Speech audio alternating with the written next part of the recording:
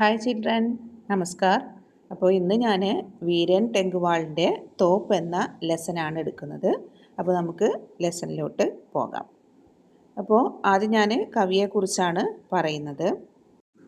5 अगस्त 1947 को उत्तराखंड के टिहरी गढ़वाल जिले के कीर्ति नगर में जन्मे वीरेन टेंगवाल ने आरंभिक शिक्षा नैनीताल में और उच्च शिक्षा ഇലഹാബാദ് മേം പായി. അപ്പോൾ ഓഗസ്റ്റ് 5 1947 ഉത്തരാഖണ്ഡിലാണ് ജനിച്ചിട്ടുള്ളത്. ആ ഉത്തരാഖണ്ഡിലെ ടിഹരി ടെഗ്വാൾ എന്ന് പറയുന്ന ടിഹരി ഗഡ്വാൾ എന്ന് പറയുന്ന ജില്ലയിൽ കീർത്തി നഗർ മേം. അപ്പോൾ ഉത്തരാഖണ്ഡിലെ ടിഹരി ഗഡ്വാൾ ജില്ലയിലെ കീർത്തി നഗറിൽ 1947 ഓഗസ്റ്റ് 5 ആണ് ആര് ജനിച്ചത്? വീരൻ ടെഗ്വാൾ ജനിച്ചത്. മാത്രമല്ല അദ്ദേഹത്തിൻ്റെ പ്രാഥമിക വിദ്യാഭ്യാസം, അതാണ് അദ്ദേഹത്തിൻ്റെ ആരംഭിക ശിക്ഷ, പ്രാഥമിക വിദ്യാഭ്യാസം എവിടെയായിരുന്നു? നൈനിതാളിലും ഉച്ചശിക്ഷ എന്ന് പറയുന്നത് ഉന്നത വിദ്യാഭ്യാസം അലഹാബാദിലുമാണ് അദ്ദേഹം നേടിയിട്ടുള്ളത്. പേഷോ സേ പ്രാധ്യാപക ടെങ്കുവാൾ പത്രകാരിത സേ ബി ജുഡെ ഹുയേ. അപ്പോൾ പ്രൊഫസറായിട്ടുള്ള ടെഗ്വാൾ പത്രപ്രവർത്തനത്തിലും അദ്ദേഹം ബന്ധപ്പെട്ടിരുന്നു, അതിലും അദ്ദേഹം ഏർപ്പെട്ടിരുന്നു എന്നാണ് പറയുന്നത്. समाज के साधारण जन और हाशिए पर स्थित जीवन के विलक्षण ब्यौरे और दृश्य वीरेन की कविताओं की विशिष्टता मानी ജാതി ഹെ. അപ്പോൾ ഈ അതായത് സമാജം എന്ന് പറഞ്ഞാൽ സമൂഹത്തിലെ സാധാരണക്കാരുടെയും അതേപോലെ തന്നെ പറയുന്നത് അധികം ശ്രദ്ധ കിട്ടാത്ത അതായത് ആരും തന്നെ പാർഷ്വാലിറ്റി കാണിക്കുക എന്ന് പറയില്ലേ, അപ്പോൾ അങ്ങനെ അധികം ശ്രദ്ധിക്കാത്ത ആളുകളുടെയും ജീവിതത്തിൻ്റെ സവിശേഷതമായ വിശദാംശങ്ങളും ദൃശ്യങ്ങളും ഇദ്ദേഹത്തിൻ്റെ കവിതയുടെ ഒരു പ്രത്യേകതയാണ്. അപ്പോൾ സാധാരണക്കാരുടെ മാത്രമല്ല, ആരും ശ്രദ്ധിക്കപ്പെടാത്ത ആളുകളുടെ കൂടി, സാധാരണ ആയിട്ടുള്ള ആളുകളുടെ കൂടി ജീവിതത്തെക്കുറിച്ചിട്ട് അദ്ദേഹത്തിൻ്റെ കവിതയുടെ ഒരു പ്രത്യേകതയായിട്ട് കണക്കാക്കുന്നു എന്നാണ് പറയുന്നത്. इन्होंने ऐसी बहुत सी चीज़ों और जीव जंतुओं के अपनी कविता का आधार बनाया है जिन्हें हम देख कर भी അൻദേക്കാക്കി ജീവ ജന്തുവും കെ അപ്പനി. മാത്രമല്ല അദ്ദേഹം ഇതിന് ശേഷവും അദ്ദേഹം പല വസ്തുക്കളുടെയും അതേപോലെ തന്നെ മൃഗങ്ങളുടെയും ഒക്കെ കവിതയായിരുന്നു അദ്ദേഹത്തിൻ്റെ അടിസ്ഥാനമെന്ന് പറയുന്നത്. वीरेन के अब तक 2 कविता संग्रह इसी दुनिया में दुष्चक्र में दृष्टा प्रकाशित हो चुके हैं. അദ്ദേഹത്തിന് 2 കവിതാ സമാഹാരങ്ങൾ ഉണ്ടായിരുന്നു. ഈസി ദുനിയാമേ അതേപോലെ ദുഷ്ചക്ര ഇസി ദുനിയാമയും അതേപോലെ തന്നെ ദുഷ്ചക്ര, ഇങ്ങനെ 2 കവിതാ സമാഹാരങ്ങൾ അദ്ദേഹം പ്രസിദ്ധീകരിച്ചിട്ടുണ്ട് എന്നാണ് പറയുന്നത്. പിന്നെ पहले संग्रह पर प्रतिष्ठित श्रीकांत वर्मा पुरस्कार और दूसरे पर साहित्य अकादमी पुरस्कार के अलावा इन्हें अन्य कई पुरस्कारों से भी सम्मानित किया गया है. അപ്പോൾ അദ്ദേഹത്തിന് ഈ 2 പുരസ്കാരങ്ങൾക്കും ശ്രീകാന്ത് വർമ്മ അവാർഡും അതേപോലെ രണ്ടാമത്തേതിന് സാഹിത്യ അക്കാദമി അവാർഡും കൂടാതെ കിട്ടിയിട്ടുള്ളത്?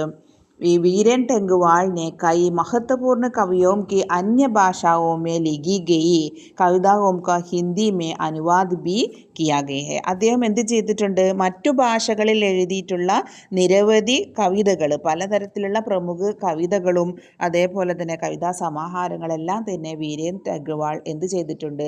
ഹിന്ദിയിലേക്ക് ട്രാൻസ്ലേറ്റ് ചെയ്തിട്ടുണ്ട് എന്നാണ് പറയുന്നത്. പിന്നീട് അദ്ദേഹത്തിൻ്റെ മരണം എന്ന് പറയുന്നത് 2015 സിതംബർ 28 അദ്ദേഹത്തിൻ്റെ മരണം അദ്ദേഹം അന്തരിച്ചിട്ടുള്ളത്. അപ്പോൾ ഇത്രയാണ് വീരൻ ടെഗ്വാളിനെ കുറിച്ച് ഉള്ളത്. ഇനി നമുക്ക് കവിതയിലേക്ക് പോകാം. കമ്പനി ബാഗ് കെ മുഹാരെ പർ ദർ രഖി ഗയി ഹെ യഹ് 1857 की തോപ്പ്. എന്താണ് പറയുന്നത്? കമ്പനി ബാഗ് എന്ന് പറഞ്ഞാൽ കമ്പനി തോട്ടത്തിൻ്റെ മുഹാരേപ്പർ ആ കവാടത്തിൽ, പ്രവേശദ്വാർ പർ എന്ന് പറഞ്ഞാൽ ആ കവാടത്തിൽ ദർ രഗി ഹെ അവിടെ വെച്ചിട്ടുണ്ട് യഹ് 1857 അതാണ് 1857 57 എന്ന് പറയുന്നത്. തോപ്പ് എന്ന് പറഞ്ഞാൽ കാനോ അല്ലേ, പീരങ്കി. അപ്പോൾ ആ കമ്പനി തോട്ടത്തിൻ്റെ കവാടത്തിൽ സൂക്ഷിച്ചു വെച്ചിട്ടുണ്ട് 1857 തോപ്പ്. ഇസ്കി ഹോത്തി ഹേ ബഡി സംഹാൽ, വളരെ ശ്രദ്ധ സംരക്ഷണത്തോട് പരിപാലനത്തോട് കൂടിയിട്ട് വിരാസത്തുമേ പൂർവികമായിട്ടുള്ള ആളുകളിൽ നിന്ന് പൂർവികമായ ആളുകളിൽ നിന്ന് ലഭിച്ച കമ്പനി ബാഗ് കി തരഹ് സാൽ മേ ചംകായി ജാതി ഹേ ദോ ബാർ. അപ്പോൾ കമ്പനി ബാഗ് കി തരഹ്, കമ്പനി പൂന്തോട്ടത്തിൽ ആ തോട്ടത്തിൽ എന്താണ് പാരമ്പര്യമായിട്ട് ലഭിച്ചിട്ടാണ് അതവിടെ ഇരിക്കുന്നത്. മാത്രമല്ല ഈ കമ്പനി വർഷത്തിൽ 2 തവണ എന്ത് ചെയ്യുമായിരുന്നു, പരിപാലിക്കുക, അതിനെ എന്ത് ചെയ്യുക, മെയിൻറ്റെയിൻ ചെയ്യുക. അപ്പോൾ വർഷത്തിൽ നല്ല ചംകായി, നല്ല വെട്ടിത്തിളക്കുക എന്ന് പറഞ്ഞാൽ എന്താ, മിനുസപ്പെടുത്തുക. അപ്പോൾ ബാഗ് കി തരഹ് സാൽ മേ, വർഷത്തിൽ കമ്പനിയിലുള്ള ആളുകൾ അത് എന്ത് ചെയ്യുമായിരുന്നു, വർഷത്തിൽ 2 പ്രാവശ്യം പ്രൊട്ടക്റ്റ് ചെയ്യുമായിരുന്നു. അപ്പോൾ നമുക്കിതിൻ്റെ ഭാവാർത്ഥം എന്താണ്? പ്രസ്തുത പങ്ക്തിയോ മേ കവി കമ്പനി ബാഗ് മേ രഖി ഗയി ഏക് തോപ്പ് കാ വർണ്ണൻ കിയാ ഹെ അല്ലേ. ഒരു കവിതയിൽ കവി കമ്പനി തോട്ടത്തിൽ വെച്ചിട്ടുള്ള തോപ്പിനെ കുറിച്ച് വർണ്ണിച്ചിരിക്കുകയാണ്. ഈ തോപ്പ് 1857 മേം, അതായത് 1857 സ്വാതന്ത്ര്യ സംഗ്രാം അല്ലേ, സ്വാതന്ത്ര്യ സേനാനികൾ അംഗ്രേസോൻ ദോര, ഇംഗ്ലീഷുകാരൊക്കെ മുഖേന ഇസ്തേമാൽ കിയാ ഗയാദ അല്ലേ. ഇത് അവരിൽ നിന്നൊക്കെ എന്ത് ചെയ്തിട്ടുള്ളതാണ്, കിട്ടിയിട്ടുള്ളതാണ്. ഈ company bag may Pravesh Duar പർ സജാക്കർ റക്കിയ, വളരെ ഭംഗിയായിട്ട് തന്നെ കമ്പനിയുടെ പ്രവേശന കവാടത്തിൽ ഇത് എന്ത് ചെയ്തിട്ടുണ്ട്, വെച്ചിട്ടുണ്ട്. ജയ്സെ കമ്പനി ബാഗ് ഹമേ അംഗ്രേസോം സെ വിരാസത് മേ മില വൈസെ യഹ് തോപ്പി ഹമേ അംഗ്രേസോം സെ ഹി മിലാദ. അപ്പോൾ ഈ ഇംഗ്ലീഷുകാരിൽ നിന്നൊക്കെ എന്ത് ചെയ്തിട്ടുള്ളതാണ്, ഈ പീരങ്കി അവരിൽ നിന്ന് എന്താണ് പിടിച്ചെടുത്തിട്ടുള്ളതാണ്. പാരമ്പര്യമായിട്ട് ബ്രിട്ടീഷുകാരിൽ നിന്നും അത് ലഭിച്ചിട്ടുള്ളതാണ്. പാരമ്പര്യമായിട്ട് ലഭിച്ചിട്ടുള്ളതാണ് ഈ കമ്പനി പീരങ്കി എന്ന് പറയുന്നത്. അപ്പം സാൽമേ ദോ ബാർ കമ്പനി ബാഗ് കി സഫായി കെ സാത്ത് അല്ലേ, വർഷത്തിൽ 2 തവണ സഫായി കെ സാത്ത്, നല്ല വൃത്തിയാക്കിയിട്ട് അവിടെയുള്ള ആളുകൾ ഈ സ്തോപ്പിക്ക് ചമക്കായ ജാത്തെ ഹേ. അപ്പോൾ അവിടെയുള്ള ആളുകൾ വളരെ ഭംഗിയായിട്ട് വൃത്തിയാക്കിയിട്ട് വർഷത്തിൽ 2 തവണ ഇതിനെ മിനുസപ്പെടുത്തിയിട്ട് അവിടെ പരിപാലിച്ചിട്ട് വെക്കാറുണ്ട് എന്നാണ് ഈ കവിതയിലൂടെ നമുക്ക് കാണിച്ചു തരുന്നത്. സുബഹ് ഷാം കമ്പനി ബാഗ് മേ ആത്തേ ഹേ ബഹുത് സേ സൈലാനി. അപ്പോൾ സുബഹ് അല്ലേ, മോർണിംഗിലും ഷാം ഈവനിങ്ങിലും കമ്പനി തോട്ടത്തിലേക്ക് ആര് വരുന്നുണ്ട്, ടൂറിസ്റ്റുകൾ അല്ലെങ്കിൽ ആളുകൾ അവിടേക്ക് വരുന്നുണ്ട്. എന്തിനു വേണ്ടിയിട്ട്, ഉനെ ബദാത്തി ഹേ തോപ്പ്.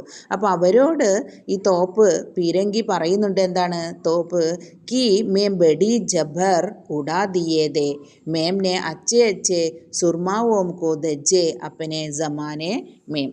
അപ്പോൾ ഇവിടെ പറയുന്നത് എന്താണ്, ഞാൻ ഭയങ്കര ജബറായിരുന്നു, ഞാൻ പവർഫുൾ, വളരെ ശക്തിയായിരുന്നു എന്നാണ് പറയുന്നത്. ഞാൻ ഇവിടെയുള്ള സുർമാവോംക്കെ അല്ലേ, ഇവിടെയുള്ള വീരന്മാരെയൊക്കെ എന്ത് ചെയ്തിട്ടുണ്ട്, തോൽപ്പിച്ചിട്ടുണ്ട് എന്ന് പറയാണ്. അപ്പോൾ അപ്പനെ ജമാനോമയും അല്ലേ. അപ്പോൾ എന്താണ് പറയുന്നത്, അതായത് ഈ വൈകുന്നേരത്തിൽ കമ്പനിയുടെ പൂന്തോട്ടത്തിൽ സന്ദർശിക്കാനായിട്ട് രാവിലെയും വൈകുന്നേരവും ധാരാളം ആളുകൾ എന്ത് ചെയ്യാറുണ്ട്, അവിടേക്ക് വരാറുണ്ട്. അപ്പോൾ ഈ പീരങ്കി അവരോട് പറയുകയാണ്, തന്നെക്കുറിച്ചാണ് പറയുന്നത്, ഞാൻ വളരെ ശക്തനായിരുന്നു, ഇവിടെയുള്ള പല വീരന്മാരെയും ഞാൻ എന്ത് ചെയ്തിട്ടുണ്ട്, കീറി മുറിച്ചിട്ടുണ്ട്. അതായത് ഇവിടെയുള്ള ഒരുപാട് ആളുകളെ ഈ പീരങ്കി കൊണ്ട് എന്ത് ചെയ്തിട്ടുണ്ട്, അവരെ വീഴ്ത്തിയിട്ടുണ്ട്. അപ്പോൾ അക്കാലത്തെ എല്ലാ മനുഷ്യരും എന്ത് ചെയ്തിരുന്നു, ആളുകൾ എന്നെ ഭയപ്പെട്ടിരുന്നു എന്നാണ് പറയുന്നത്. അപ്പോൾ ഭാവാർത്ഥം നോക്കാം. പ്രസ്തുത പങ്ക്തിയോ മേ കവി തോപ്പ് കി ഗയി ബാത്തോ ബത്തായേ സുബഹ് ഷാം കമ്പനി ബാഗ് മേ ബഹുത്ത് യാത്രിയോ മാത്തേ ഹേ അല്ലേ. ഞാൻ പറഞ്ഞു രാവിലെയും വൈകുന്നേരവും കമ്പനി തോട്ടത്തിലേക്ക് ഒരുപാട് യാത്രികർ വന്നിരുന്നു.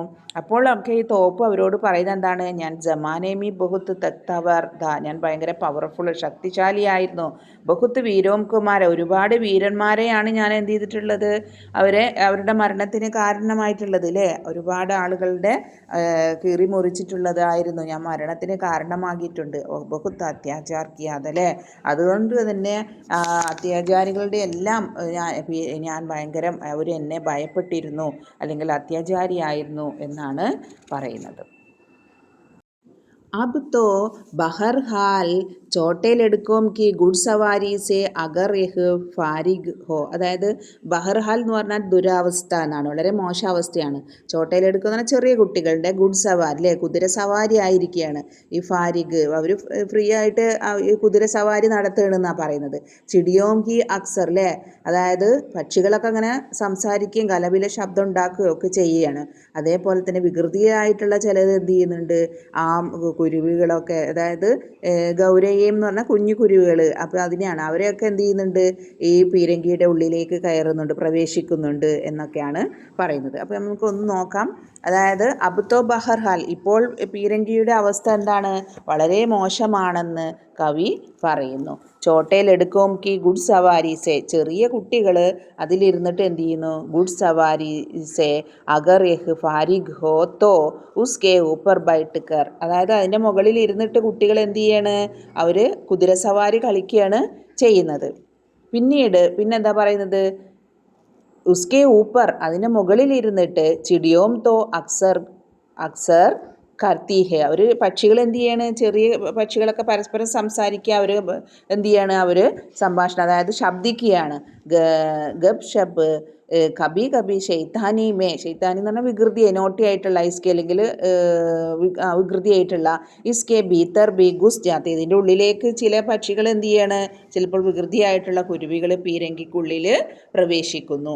അപ്പോൾ എന്താ പറയുന്നത്, ഗാസ് കർ ഗരെ അല്ലേ, കുരുവികൾ എന്ത് ചെയ്യാണ്, അതിൻ്റെ ഉള്ളിലേക്ക് വികൃതിയായിട്ടുള്ള കുരുവികൾ. അപ്പോൾ വേ ബദാത്തി ഹേക്കി, അപ്പോൾ പറയുന്നത് എന്താണ്, ദസ് അസൽ കിത്തനി ബി ബെഡി അല്ലേ, എത്ര വലിയ ബെഡി ഹോ തോപ്പ്, എത്ര വലിയ ശക്തനാണെങ്കിലും എന്താണ്, എത്ര ശക്തനായാലും ഒരു ദിവസം അവന് എന്താണ്, തോപ്പ് ഹേക്ക് ദിൻ ഹോത്തോ ഹോനായുസ്ക മുഹ് ബന്ദ്, അവൻ്റെ വായ അടക്കും എന്ന് പറഞ്ഞാൽ എന്താണ്, എത്ര വലിയവനായാലും ശക്തനായാലും ഒരു ദിവസം അവൻ്റെ അന്ത്യം സുനിശ്ചിതമാണ്, ഉറപ്പാണ് എന്നാണ്. അപ്പോൾ ആ കൊച്ചു പക്ഷി പോലും അതാണ് അതിലെ അല്ലേ, ഈ പീരങ്കിക്കുള്ളിൽ കയറിയിരിക്കുന്നു, അവന് ഒരു പേടിയുമില്ല. അപ്പോൾ ആ പീരങ്കിയുടെ അടുത്തേക്ക് വരാൻ പോലും ഭയപ്പെട്ടിരുന്ന അത്രയും ശക്തനായിരുന്ന പീരങ്കിയെ ഇപ്പോൾ എന്താണ്, അതിൻ്റെ അവസ്ഥയും അവസാനം എന്താണ്, ഒരു ദിവസം എന്തുണ്ടാവും, ഒരു ദിവസം ഇല്ലാതെയാവും അല്ലേ, എത്ര വലിയ ശക്തനായാലും ഒരു ദിവസം അവസാനിക്കുമെന്ന് പറയുന്നത് തന്നെയാണ് ഈ